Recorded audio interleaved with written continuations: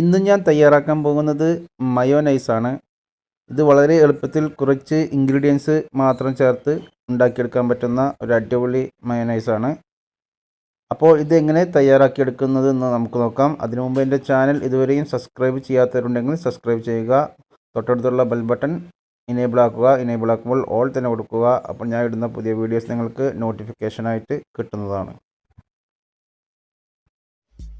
Hi friends, നമസ്കാരം. എൻ്റെ എല്ലാ മാന്യ പ്രേക്ഷകർക്കും എൻ്റെ പുതിയ വീഡിയോയിലേക്ക് സ്വാഗതം.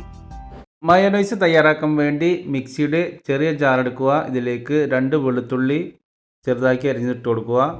ഒപ്പം തന്നെ മുട്ടയുടെ വെള്ള ചേർത്ത് കൊടുക്കുക. ഞാനിവിടെ 2 മുട്ടയുടെ വെള്ളയാണ് ചേർത്ത് കൊടുക്കുന്നത്.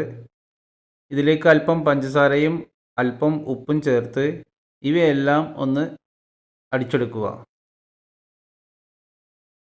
ഇതുപോലെ മിക്സിയിൽ അടിച്ചെടുക്കണം. ഇനി ഇതിലേക്ക് നമുക്ക് 1 ടീസ്പൂൺ വിനെഗർ ചേർത്ത് കൊടുക്കാം. ഒപ്പം തന്നെ ഓയിൽ ചേർത്ത് കൊടുക്കണം. കുറച്ച് ഓയിൽ ആദ്യം ചേർത്ത് കൊടുക്കുക.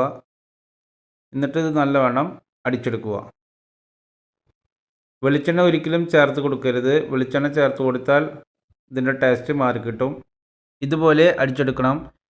ഇനി നമുക്ക് ഒന്നുകൂടി കട്ടി കിട്ടണം. അപ്പോൾ അതിനു വേണ്ടി കുറച്ചും കൂടി ഓയിൽ ചേർത്ത് കൊടുത്ത് നല്ലവണ്ണം മിക്സിയിൽ അടിച്ചെടുക്കുക. അങ്ങനെ നമ്മുടെ മയോനൈസ് റെഡിയായി വന്നിട്ടുണ്ട്. ഇനി നമുക്കിതൊരു ബൗളിലേക്ക് മാറ്റാം. ഇത് ചാർക്കോൾ, അൽഫാം എന്നിവ കഴിക്കുമ്പോൾ ഒപ്പം കഴിക്കാൻ പറ്റിയ ഒരു അടിപൊളി ഐറ്റം തന്നെയാണ്. അപ്പോൾ നിങ്ങൾക്കെല്ലാവർക്കും ഈ വീഡിയോ ഇഷ്ടമായെന്ന് വിചാരിക്കുന്നു. നിങ്ങളെല്ലാവരും ട്രൈ ചെയ്ത് നോക്കുക. ഇഷ്ടമായെങ്കിൽ ലൈക്ക് ചെയ്യുക, നിങ്ങളുടെ ഫ്രണ്ട്സിലേക്ക് ഷെയർ ചെയ്യുക. ഇനി അടുത്ത വീഡിയോസുമായി വരുന്നവരെ വീണ്ടും കാണാം. This is Habib Vadakanjari. Thank you for watching this video.